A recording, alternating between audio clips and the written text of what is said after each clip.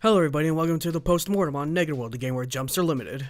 The development of Negative World began 13 months ago. I was a contract programmer, still am, relatively fresh out of school, and wanted a commercially shipped non-game jam game that would work as a resume builder. 13 months later, Negative World's now on Steam and itch, and I'm planning to get some polish and possibly some localization in and fixing some more bugs. But before all that, I want to get into the postmortem part, wherein what went wrong and how to improve, and what went right. And let's start with the positives first. The classic beginner game dev mistake is biting off more than you could chew, and starting with your big, grand magnum opus as your first idea / game project. So I needed something very simple while at the same time an honest effort put into it. Within my contracting jobs, I've had the most experience in 2D games, so I went with a puzzle platformer. The tough part was finding something to differentiate it, or a unique selling point in marketing speak. After marathoning talks featuring brain and witness designer Jonathan Blow, provided by GameMaker's Toolkit, that made me come up with the idea of having limited jumps, along with platforms that become solid or unsolid depending how many or how little jumps you have, and having the obstacles revolve around the jump mechanic instead of making more mechanics for the player. That way it gives the player a way to affect the world through their actions and feel like their jumps are a risk versus reward resource.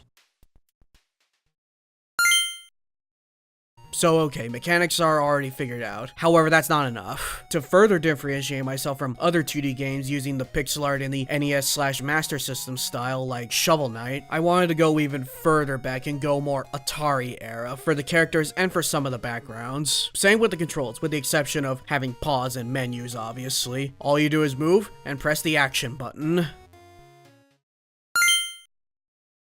Now, my company, Big Niche Games, may technically be a one-man studio on paper, but to say that others did not help with Negative World's development wouldn't be totally true. Initially, I planned on doing everything myself, even though I've had no experience with music up to that point and being a self-taught artist. I still wanted to see how far I could go. Development went well enough during the prototype phase with placeholder assets, but when things actually had to be made is when things were slowing down. Art was easy enough, since it's hard to go wrong with black and white, but with no music experience, things were at a standstill. Of course, the obvious solution was to hire a music guy, and that's exactly what I did. Personally, I prefer to make my own stuff. I'm kind of a control freak like that. But the other part of me knows that Negative World would be a better game with somebody that knows what they're doing with this particular discipline.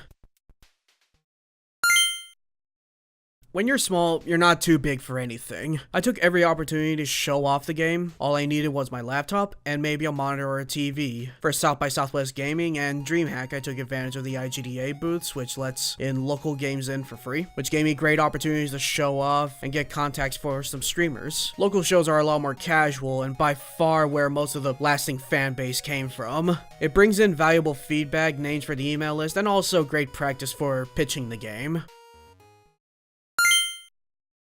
Another big mistake beginner indies make is not marketing your game till the last minute. I use almost every platform I can manage. We'll cover Facebook, Twitter, Reddit, and Discord in the What Went Wrong section. The most effective platform was EMAL. I have to give credit to Chris Zukowski's many blog posts on email marketing, both on his blog and on Gamasutra. Notifying subscribers every 1 to 2 weeks on how the game is going, or what local showings are happening, and where the game's going to be showing up. Anything to help keep the connection and letting the potential fanbase know what's going on. The other successful platform in a relative sense was here on YouTube. Inspired by Thin Matrix devlogs on his own game Equinox, I tried my hand at my own series obviously. I can confidently say I got the most consistent returning viewers and fans from this relatively, to put in diplomatic terms, small corner of marketing. Plus it's a good way to get a little bit of speech therapy, so win-win.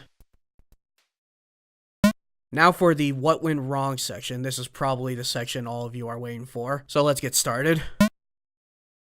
Again, this was meant to be a resume builder. I never thought about adding extra content or anything like that, or even features like controller support and localization. Extra content, I went the perfect dark route and have players play the same levels but in a different way. In this case, it was the inverse levels where they would have to start at the end and make their way back to the beginning, and also the colors were reversed. Controller support was not implemented until days before South by Southwest Gaming. At that time, it was too late to use any pre-built assets that handle controller support right off the bat. So for that show and the rest of development, I had to wrestle with Unity Input Manager and have it working with both Mac and PC for the Xbox 360 and Xbox One controllers, because PC and Mac read the controllers differently. Long story short, get universal features in as early as possible.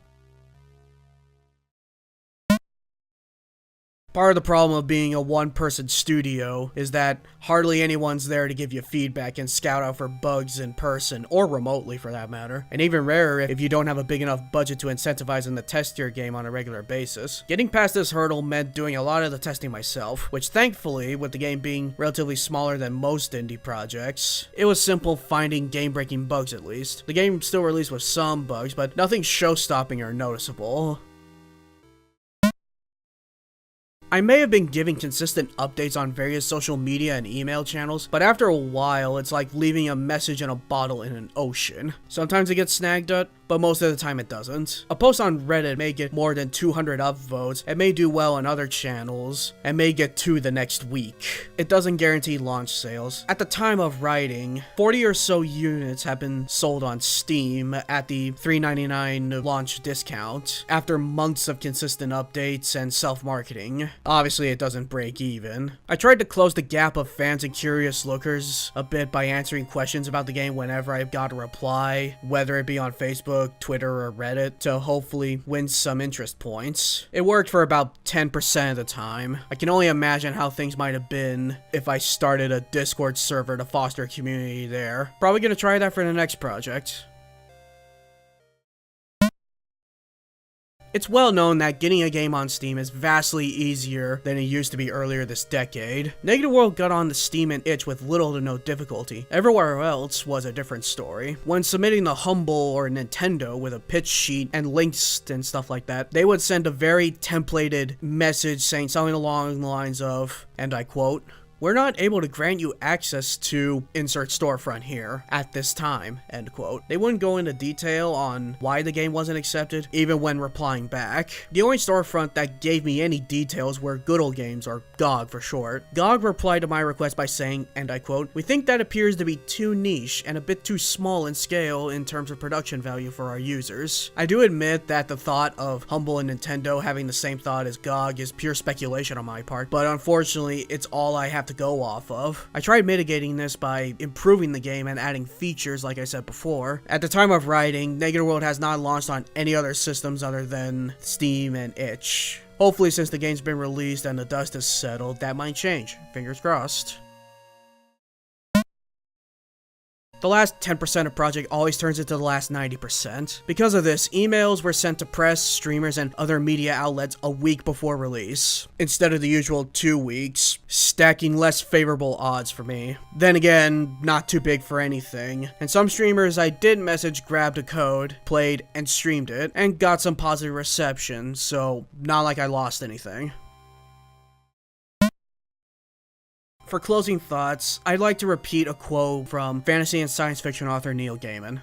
"You have to finish things. That's where you learn from. You learn by finishing things." Like I said at the very beginning, I started this project as a resume builder, and to get a shipped game out. In those terms, I definitely succeeded, but I got a lot more out of it. This was a major milestone in many ways, with its typical ups and downs. First time finishing a game from start to finish, first time debuting a company, first time dealing with marketing on a regular basis, etc. In terms of Negative World, I plan on getting a few more bugs fixed, and possibly some localization. When Negative World is done, I'll be starting on the next project, so keep an eye on that if you're interested. In conclusion, Negative World has been a valuable learning experience for me, and has opened me to the post-launch process for the first time, and endowed me with skills I'll be using for the next project to definitely be more productive. So if I'm doing localization, you'll most likely hear it here first in a post-devlog, so that's exciting. And I'll be doing devlogs on the next project, when the next project is in a semi-showable state. So, as usual, let me know if you have any questions or feedback. Take care of yourselves and have a wonderful week.